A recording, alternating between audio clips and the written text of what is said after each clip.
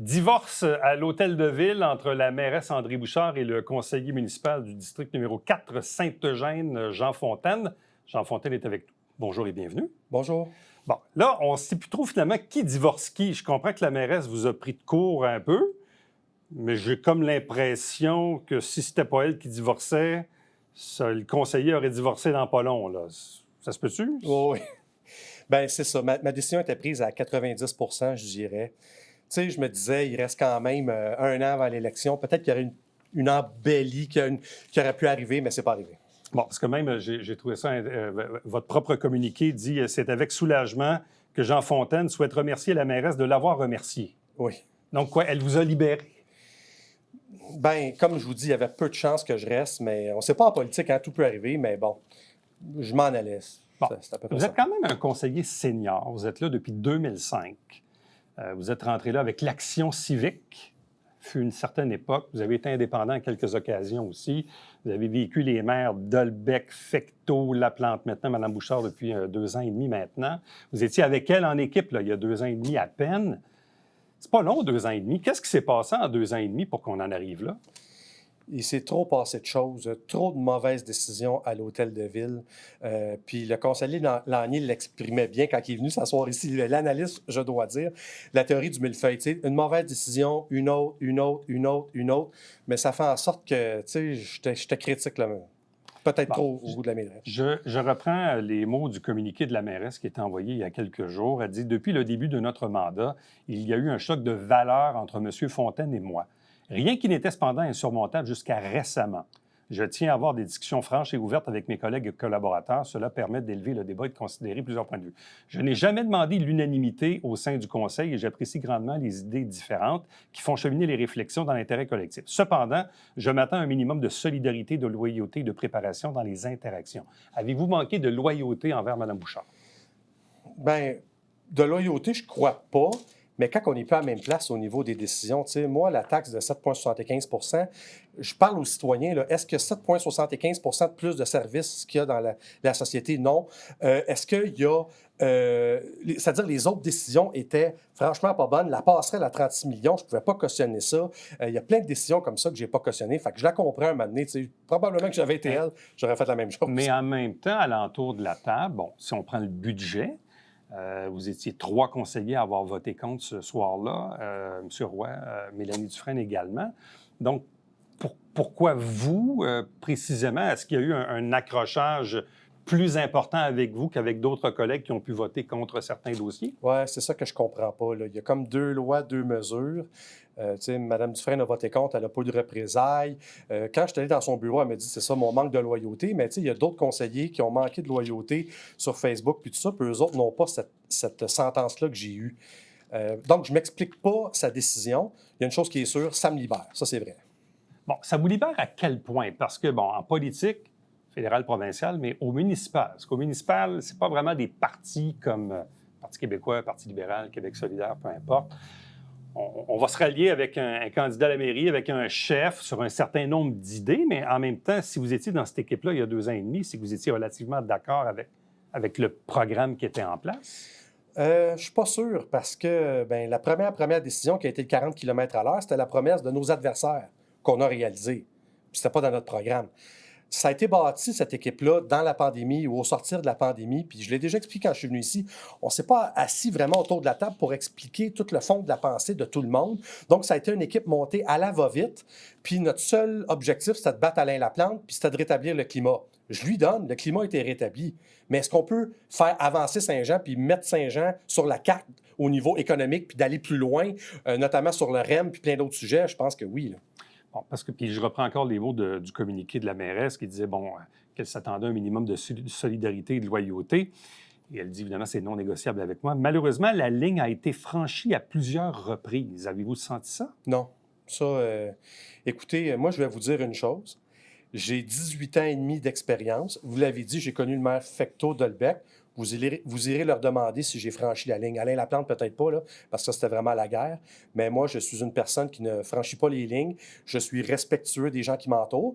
Je suis passionné, M. Latour. La politique, c'est ça. Et si elle a compris ma passion comme un manque de loyauté, ben libre à elle. Bon, je me rappelle pas la date exactement, mais l'année passée, on s'était vu en entrevue.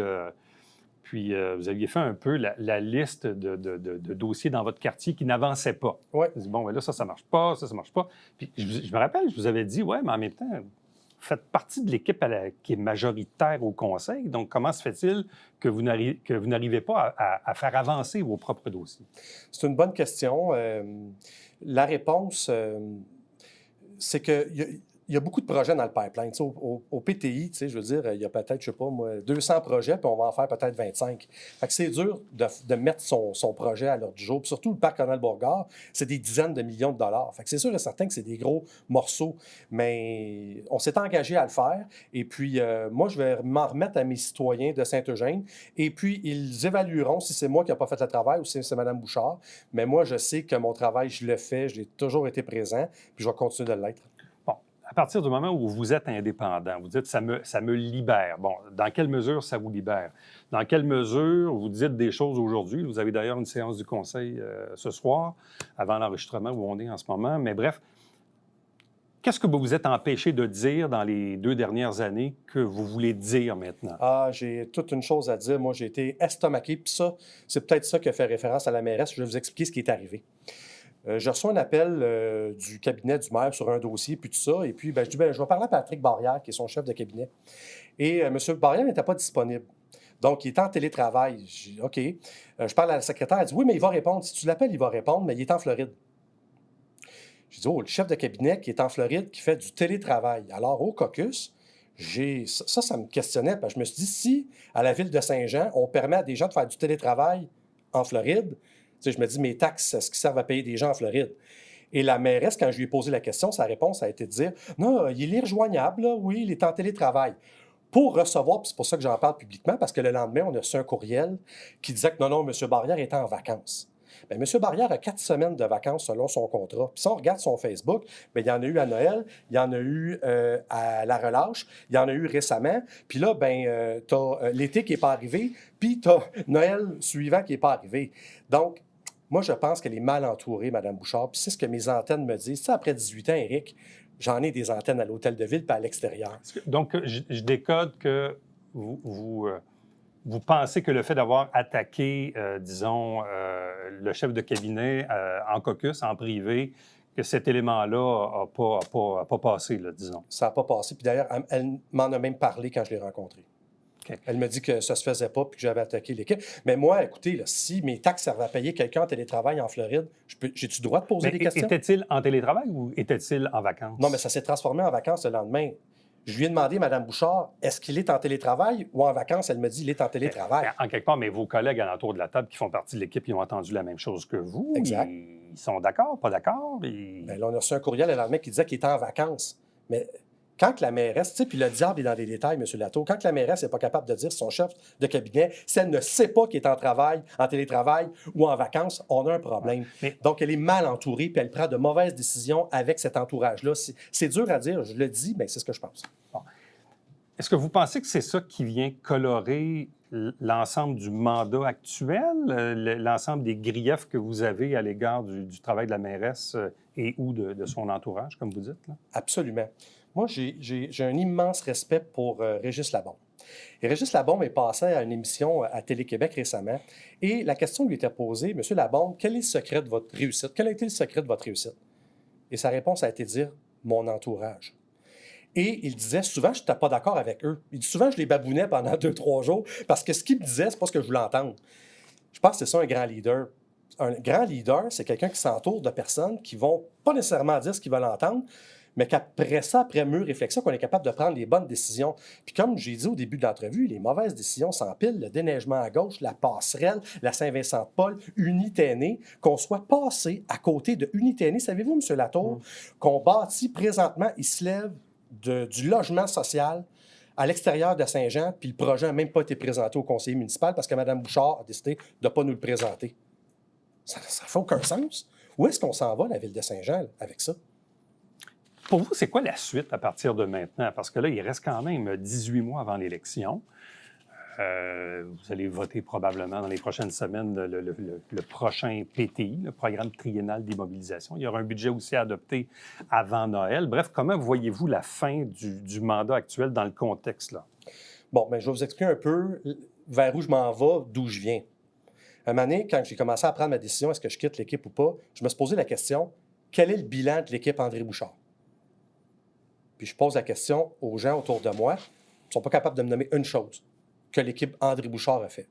T'sais, puis chez moi, le parc Ronald-Beauregard, puis Montboisé-Carillon, puis les golfs. Les golfs, on était supposés régler ça dans l'équipe. C'était noir sur blanc dans notre dépliant. Qu'est-ce qu'on a fait? Bien, qu'est-ce que l'équipe André Bouchard a fait sur les golfs? Bien, des consultations, mais on s'en va où? Donc, moi, je pense que le bateau de l'équipe André Bouchard est accosté au quai, puis ne reprendra pas la mer. C'est mon opinion. Peut-être que je me trompe, peut-être que je ne me trompe pas. Et moi, je suis orphelin de mer à l'heure actuelle et je sais qu'il y a des discussions. On discute à trouver une nouvelle voie qui va nous amener vers un nouveau maire ou une nouvelle mairesse. Pensez-vous qu'il y aura d'autres départs de l'équipe? Je ne peux pas parler pour mes collègues. Je sens une grande insatisfaction de la part de certains d'entre eux, mais je ne peux pas parler pour eux. Mais oui, je pense qu'ils font le même constat que je fais, mais je ne veux pas parler pour eux. Bon, mais là, qu'en est-il? Parce que je prends, disons, la fin du communiqué de la mairesse qui dit quand même, j'ai offert à M. Fontaine ma pleine collaboration pour la suite des choses, parce qu'il reste quand même 18 mois là, à gérer la ville d'ici à la prochaine élection. Donc, sentez-vous que ça va vous handicaper dans vos relations avec madame ou dans vos dossiers que vous voulez faire avancer? Non, ça s'est bien terminé. Tu sais, c'est sûr que c'était pas le fun. C'est un divorce à l'amiable? Quasiment. Non?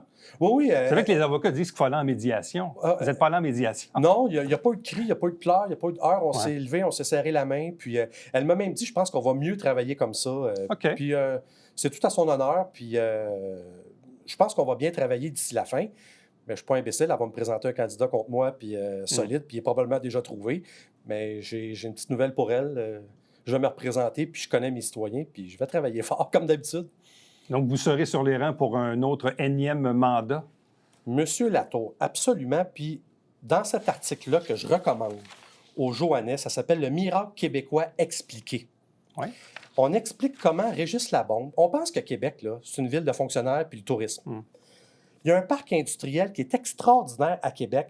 Il y a Medicago qui fait des usines de vaccins. Tu as Coractive qui vient d'annoncer une nouvelle construction d'une usine pour fabriquer de la fibre optique. Moi, je suis à la place du citoyen, là, puis je me dis, là, est-ce qu'on en a pour notre argent avec notre administration présentement? Moi, je pense que non. Et il va falloir que le prochain maire, que la prochaine mairesse, développe des nouvelles taxes à Saint-Jean, mais des taxes industrielles puis commerciales. Puis on a les terres de l'aéroport pour le faire, et il faut s'en aller là. Moi, je cherche, à partir de maintenant, un maire ou une mairesse qui va avoir une saveur économique. Jean Fontaine, merci beaucoup. Puis je dépose ça au greffier. Au greffier, oui, merci beaucoup. Il était avec nous la semaine passée, d'ailleurs. Super. Oui. Restez avec nous, on vous revient après ceci.